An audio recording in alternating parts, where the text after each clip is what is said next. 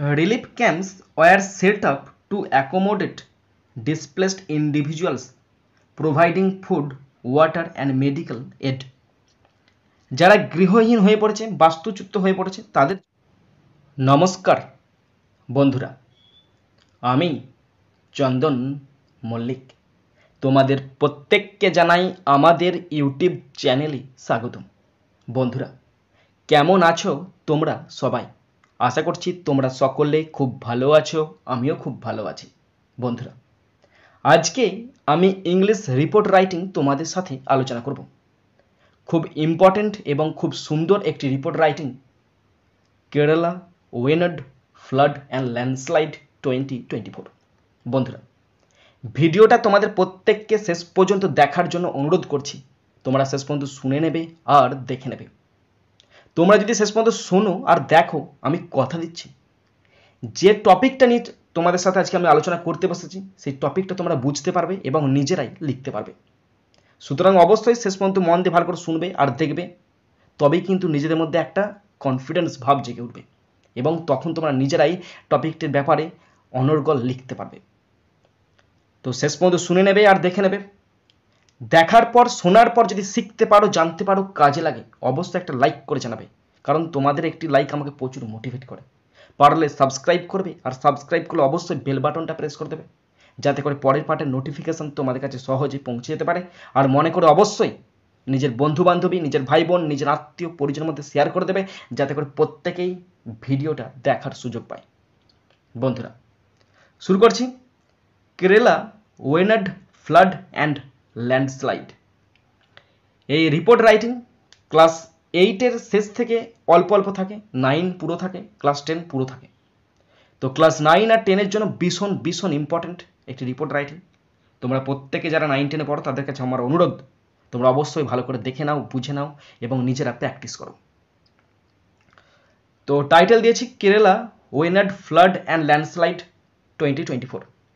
তারপরে এখানে লিখবে by a staff reporter, by a staff TAFF staff reporter, অথবা নিজের নাম লিখবে বাই, আমার নাম by Chandan Mallick. Okay, reporter.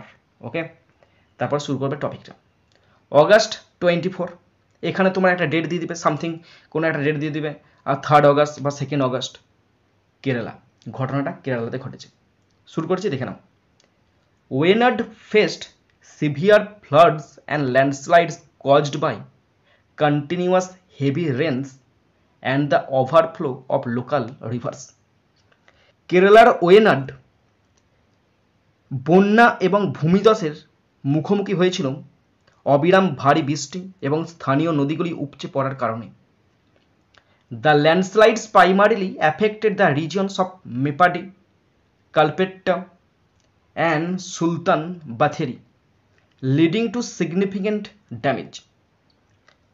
ভূমিধস প্রাথমিকভাবে মেপ্পাদি, কালপেট্টা, সুলতান বাথেরি অঞ্চলগুলিকে প্রভাবিত করেছিল, যার ফলে উল্লেখযোগ্য ক্ষতি হয়েছিল।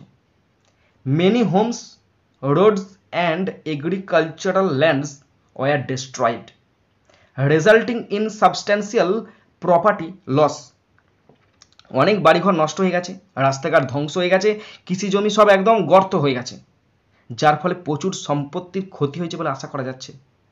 Approximately 50 people lost their lives, আনুমানিক 50 জন মারা গেছে।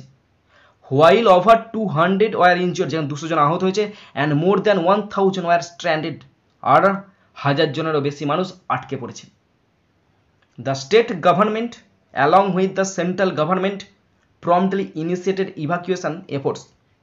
রাজ্য সরকার কেন্দ্রীয় সরকারের সাথে উদ্ধার কার্য করতে শুরু করেছে, মানে যারা আটকে পড়েছে তাদেরকে উদ্ধার করছে, যেখানে যেখানে বেশি ক্ষতিগ্রস্ত হয়েছে সেখানে সেখানে সাহায্য বা ত্রাণ পাঠানো শুরু করেছে। Okay, relief camps were set up to accommodate displaced individuals, providing food, water and medical aid. যারা গৃহহীন হয়ে পড়েছে, বাস্তুচ্যুত হয়ে পড়েছে তাদের জন্য খাদ্য, থাকার জায়গা, জল, চিকিৎসা সহায়তা প্রদানের জন্য ত্রাণ শিবির স্থাপন করা হয়েছিল। The state administration has estimated the total damage to property to be in the 100 of crores. রাজ্য প্রশাসন অনুমান করেছে যে ক্ষয়ক্ষতি হয়েছে তার মোট পরিমাণ, মানে কত টাকার ক্ষয়ক্ষতি হয়েছে, প্রায় কয়েকশো কোটি টাকার ক্ষয়ক্ষতি হয়েছে। Both state and central governments have announced financial aid and are coordinating relief efforts to support affected families and facilitate rehabilitation.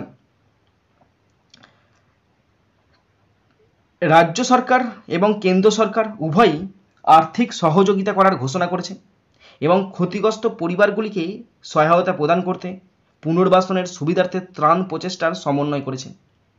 Emergency teams continue to work on restoring infrastructure and providing necessary assistance to those impacted by this disaster. জরুরি দলগুলো মানে NDRF, CRPF, army, BSF এর সমস্ত জওয়ানরা এবং বিভিন্ন রকমের NGO সংস্থারা তারা যে ইনফ্রাস্ট্রাকচার আছে তাদের পুনরুদ্ধার করছে এবং যারা ক্ষতিগ্রস্ত হয়েছে এই দুর্যোগেতে তাদের প্রয়োজনীয় সাহায্য প্রদান করে তাদের সাহায্য করার চেষ্টা চালিয়ে যাচ্ছে।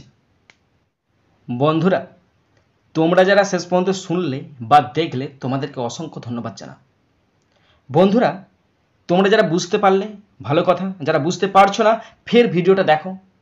যদি আরও ভালো করে বুঝতে চাও কমেন্ট বক্সে কমেন্ট করো, দাদা আমি বুঝতে পারছি না, কেন বুঝতে পারছি না অবশ্যই কমেন্ট বক্সে বলো, আমি সেভাবেই তোমাদের বোঝাবো।